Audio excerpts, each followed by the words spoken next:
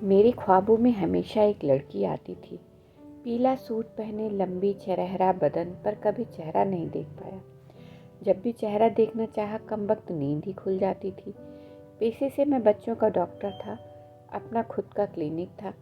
आज वो मेरी क्लिनिक आई थी, पीला फ्रॉक सूट पहने, हाथों में चूड़ी, आँखों में काजल, कानों में बड़े झुमके पहने थे।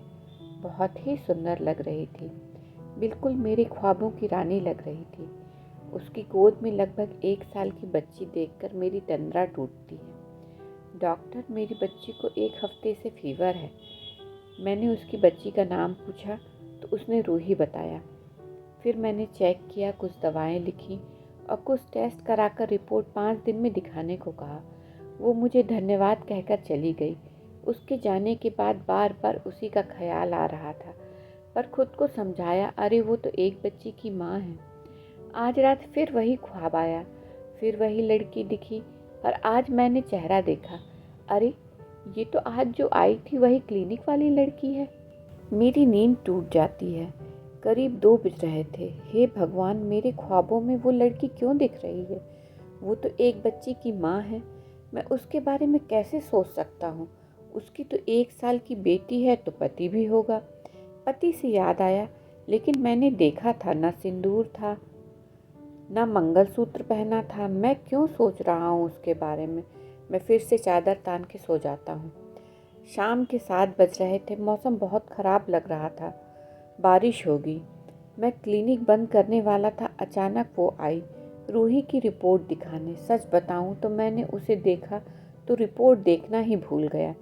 गोरा रंग, सुर्ख गुलाबी सूट, माथे पर बिंदी, बहुत ही खूबसूरत लग रही थी।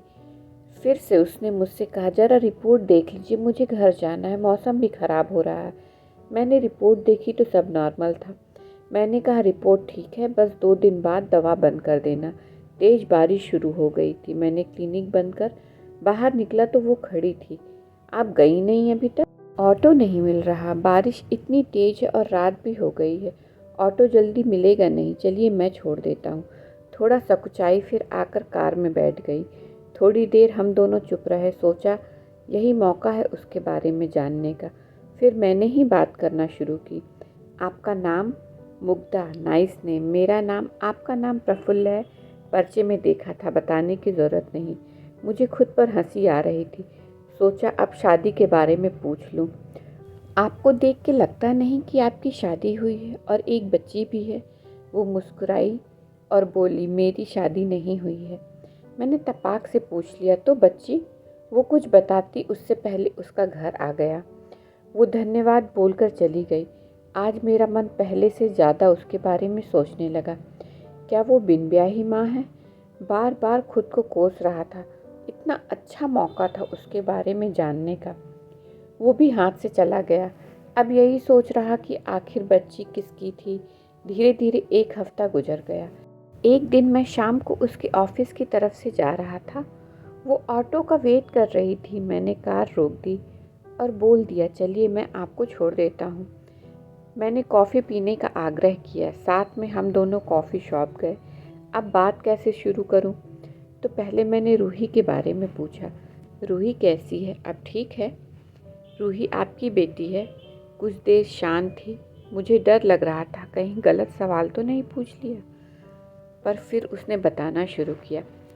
करीब 1 साल पहले मेरी बड़ी बहन मानवी दीदी की डिलीवरी थी। उस दिन वो जुड़वा बच्चे को जन्म देने वाली थी। डॉक्टर ने बहुत कोशिश की, लेकिन बस रूही को बचा सके।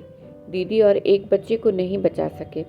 वो एक बच्चा लड़का था। दीदी के ससुराल वाले रूही को अपनाने को तैयार नहीं हुए। कहने लगे अपशगुनी है, पैदा होते ही माँ और भाई को खा गई। मैं और मेरी माँ ने रूही की जिम्मेदारी ले ली। माँ चाह रही है मैं रूही की जिम्मेदारी उन पर छोड़कर शादी कर लूँ, पर मैं चाह रही हूँ रूही को अपना नाम दूँ। माँ की उम्र हो गई है, मैं रूही की जिम्मेदारी उन पर नहीं छोड़ सकती। मैंने फैसला किया है कि मैं शादी उसी लड़के से करूँगी जो रूही को अपनाएगा, वरना बिन ब्याह करे ही उसकी माँ बनकर रहूँगी। अभी तक माँ ने बहुत रिश्ते देखे, पर बात रूही पे आकर रुक जाती थी।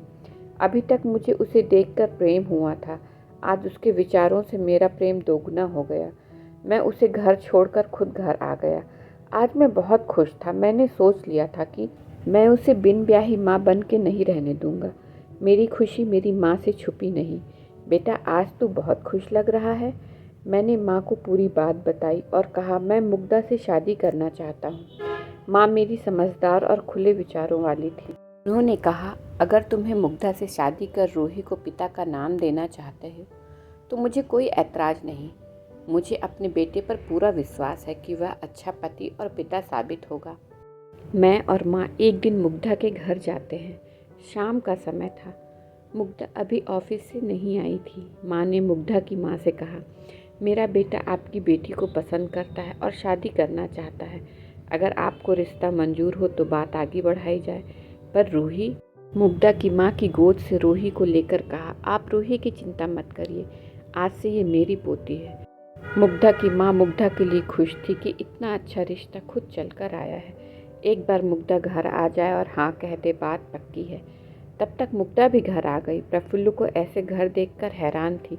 माँ देखो, आपके होने वाली बहू आ गई। ब्याह करोगी मेरे बेटे से? माँ ने आते ही सवाल किया। कुछ सोच में पड़ गई वो। देखो बेटा, अगर तुम रूही को लेकर सोच रही हो तो परेशान मत हो। आज से रूही की जिम्मेदारी हमारी है। ये पहली शादी होगी जहाँ बहू के साथ पोती भी आएगी। उसने माँ के पैर छुए तो माँ ने उसे गले लगा लिया। अब जल्दी से हमारे घर के बहू बनकर आ जाओ।